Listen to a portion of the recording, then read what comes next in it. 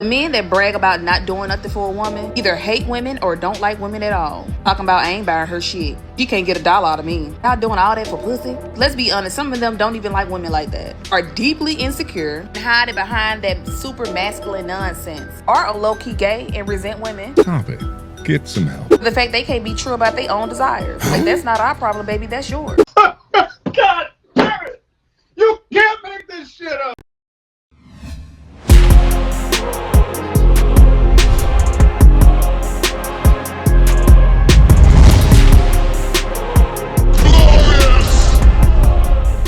Hey, what it do, dudes and dudettes? It's your boy Dano back again with another reaction video. It is glorious. Boys and these friends, hey, I appreciate you all coming back out here to join me, your boy Dano, again for another reaction video. Salutes to you all. Without further ado, let's get into these videos. Let's go. Hey, yo, sugar daddy. Sugar daddy. Boy, bring your sweet ass over here, boy. You hear me talking to you? You look like you fix cars. You know how to work an engine? I need a handyman, baby. Come here. Psst, psst. Psst, psst. Hey. Woo, woo, woo, woo, woo. You familiar with that sound? Come here. Plumber, baby. Lay this pipe. Lay that pipe. Come here. Come here. Come here. Now, let me grab it. Well, you shouldn't have had them sweatpants on then. Out here looking like a hoe. How dare you? Right. Yeah, he a hoe, ain't he? Yeah, slut.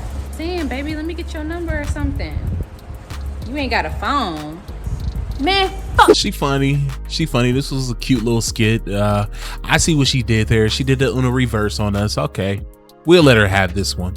Anyways, next video. So the DL Whisper said, the men that they call simps are usually the straight men. And that is so true. It's false. See, straight men that truly love women, they're the ones showing up, being present, not afraid to say, I cherish her, I want to be with her, I want to see her win, I want to spoil her. I want to protect her and love her loud. That's not weak, that's strength. Beta! You have some men, especially the ones on the down low. I'm not doing for a bitch. I'm not doing all of that. That's simping. That's y'all doing too much for women. If you're not doing it for women, son, who are you doing it for? Another man? It doesn't make sense. Why are y'all so bothered by actually doing the role of a man for a woman? Cut that bitch off!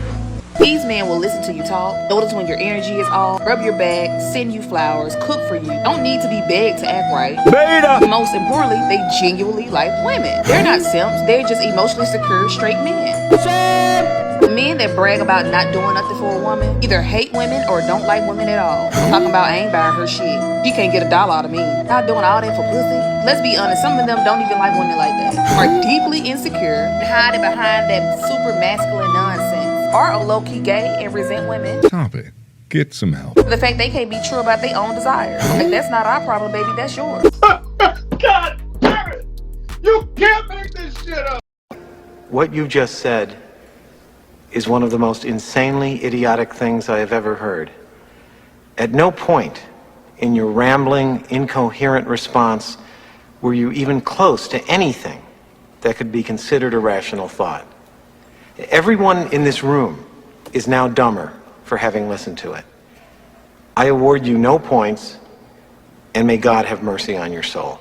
No, baby girl, that's actually your problem, because obviously what's going on here is that you're trying to shame men into simping. That's all you're trying to do, and it's not working. That's why you took to the internet and made this type of video, because you want your man, whoever your man is, because this sounds like a woman who's obviously having issues in her relationship. She's probably making this video directly out to the guys that she messed with, right? To try to get them to simp and be like, hey, you know, this is what real men do. And since you're not doing this, you're not a real man, you're gay, yada, yada, yada. The whole shaming tactics. I find it hilarious. I really do. Baby girl, you cannot shame real men into doing things for you. And trust and believe, these women, these men that these women ask for, they do not want these men. They simply want what these men can give them. I've seen it many times before where women, they have these type of men in their faces trying to give them the world, trying to give these women everything, right? Their time, their attention, their money, anything these women want, and they give it to these type of women. But you know what happens soon after these women get those type of men, those simps she's calling real men? Sooner or later, they start to see the weak qualities in these men, and they're like, these aren't real men. So what they go and do is they go and find another guy while with that man that she's calling a real man, which is really a simp. Beta. And she goes and cheat with another man, a man that exudes more masculine energy.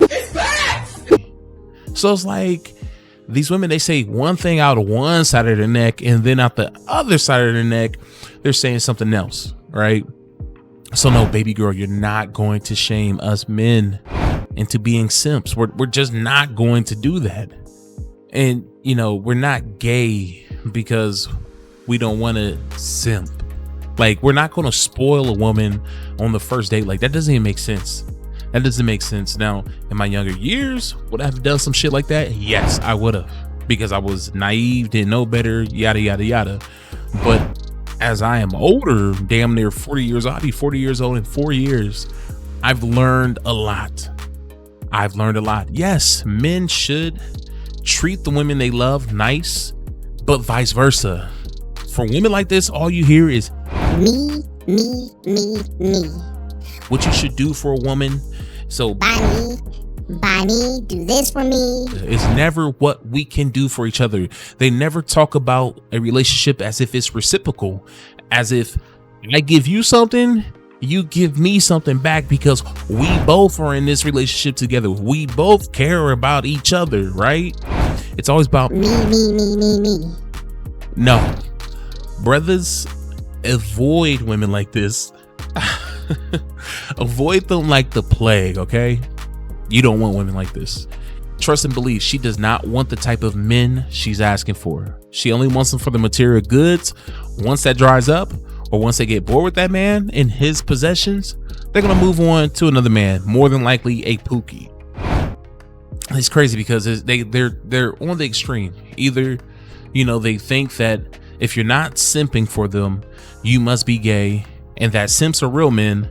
But then at the same time, when they want to talk about masculinity, they always point to pookies as if pookies are masculine men. No, they're just grown boys. It's crazy word. But anyways, next video.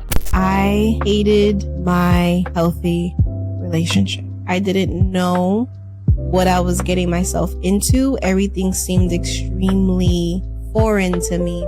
I even remember at the beginning of my relationship, I'm like, hey, there's a part of me inside that does not like you. God damn. And I said it with like a comical relief, but I was really serious. Like, there was a part of me that did not like this person, did not like how he held me accountable. I did not like how he held a mirror to my face. God damn it. You can't make this shit up. I did not like how he created situations where I had to be at my full potential, and I just was not ready to be my full potential at that moment. If Jesus can't save these hoes, why are you trying? What make you think you greater than Jesus, nigga? So if you guys are wondering, this is a reformed modern woman, and I say kudos to her for admitting her truth, right? She was essentially saying how she wasn't ready to be in a healthy relationship. She wasn't ready to be held accountable, that her boyfriend or husband, fiance, whoever he was at the time, was holding her accountable. He was putting a mirror in her face, you know, and all those qualities, you know, him, because it sounded like he wanted her to be at her best her. And you know, you hear women all the time talk about they need a man to build them up and to make them into the best versions of themselves, right? And to support that. First off, that's cap. But that's just talk for the most part. A lot of these women, they actually don't want that, and a lot of these women actually aren't ready for that. But like I said, it sounds like this woman is reformed, so now she knows about these things and she's speaking on her experiences. So, you know, kudos for her, because this is what women need to hear, right? And the same thing with brothers. Like, young guys need to hear this too. If a woman is not ready, if she is not ready to be the type of person you need her to be, let her go. Cut that bitch off. There are a bunch of other women out there who are ready to go. Just gotta find them, you know? But yeah. Accountability is the death of women. Anyways, next video. I've been with Jamal 3 years before he got hurt, and then 5 years after when he got hurt. That's when he got his TBI. And one thing for sure is, before that man got his TBI, he loved the ground that I walked on. Like, there's nothing I could ask for. There's nothing that didn't get handled. Nothing. But, you know, after his injury, a lot of things have changed, you know. And we sit online and we talk about, you know, what's the same and, you know, what's different. But we're always, like, talking about personality and stuff. But the whole thing about it is I stayed. I loved him through it. I do love him through it. When he couldn't talk, when he couldn't walk, I stayed because that's unconditional love, you know. Not your ability to do for me or what you have done for me, you know. My nigga. But just the situation, I knew the person and I knew he could get back to himself. But sometimes, you know, people, their love changes and, you know, they change. Damn. So you have to kind of like figure it out, you know, especially with a person who is going through their own healing. So I want to ask tonight, it's gonna be a question you can answer here. You can come and answer. When the love changes after trauma, do you stay or do you go? So you can drop your answer if you're not gonna be there tonight, or you can drop how you feel in the comments, but it's gonna be a deep conversation. Let's do 8 p.m. Central, and come if you can relate. Come if you need advice on what you're going through that's similar like this. Come if you're healing, or just come with good vibes. But just please come with good vibes. So see y'all there. How about, can I come if I disagree? Nah.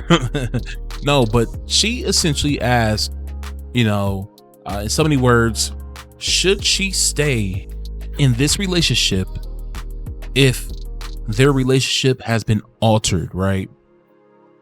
We know that her boyfriend, I believe that's her boyfriend, maybe fiance, I don't believe they're married, but he had a traumatic brain injury, right? That's what TBI is.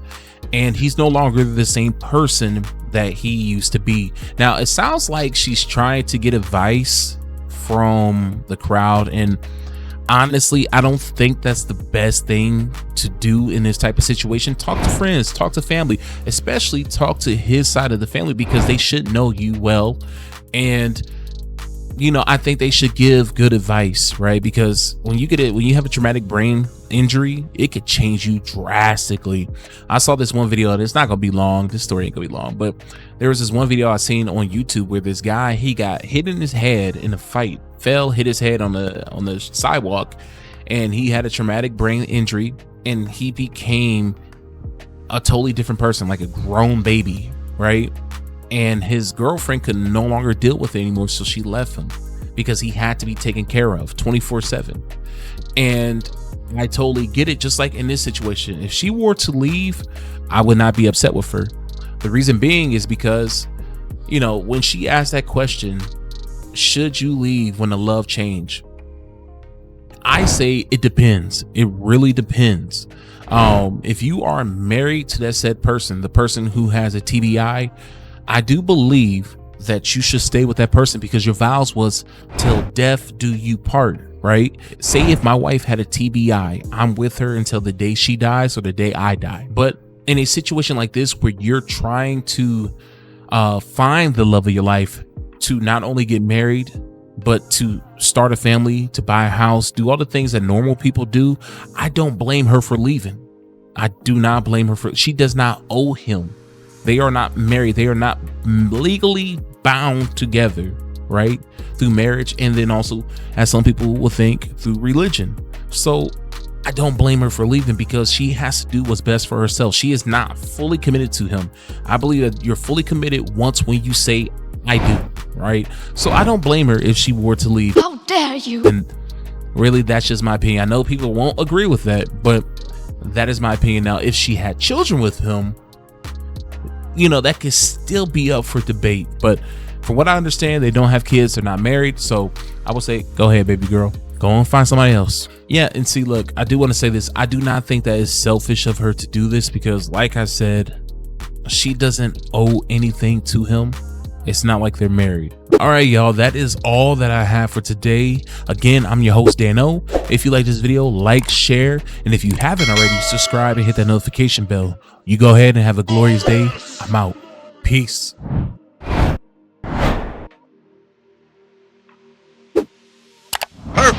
Perfect.